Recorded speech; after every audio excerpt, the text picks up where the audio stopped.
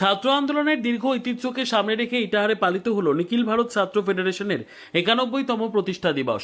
সংগঠনের প্রতিষ্ঠা দিবস উপলক্ষে বুধবার ইটাহার হাটখোলায় সিপিআই পার্টির দলীয় কার্যালয়ের সামনে আয়োজন করা হয় বিশেষ কর্মসূচির। এদিন সংগঠনের পতাকা উত্তোলনের মধ্যে দিয়ে শুরু হয় প্রতিষ্ঠা দিবস উদযাপন।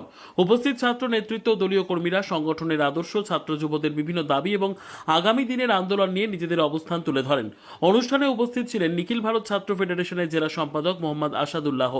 এছাড়াও উপস্থিত ছিলেন মাইনুল হক, সন্দীপ ঝা, সোমা দাস, সুভাষ ঘোষ, হামিদুর রহমান সহ সংগঠনের অন্যান্য নেতৃত্ব ও কর্মীরা।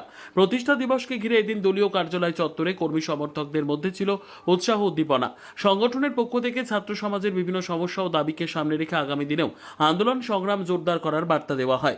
সার্বিকভাবে প্রতিষ্ঠার 91 বছর পূর্তিতে ইটাহারের সংগঠনের পতাকা উত্তোলনের মধ্যে দিয়ে নতুন করে নিজেদের সাংগঠনিক শক্তি ও কর্মসূচির বার্তা দিল নিখিল ভারত ছাত্র ফেডারেশন।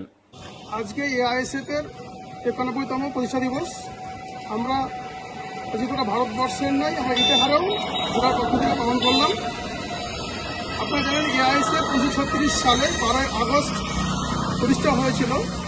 সেই সময় ব্রিটিশ সরকারকে উৎখাত করার জন্য। সেই এআইএসএফ আজকে তার 91তম বছর পার করলো। সেটা আজকে আমরা আমাদের দলীয় কার্যালয়ে আমরা পালন করলাম।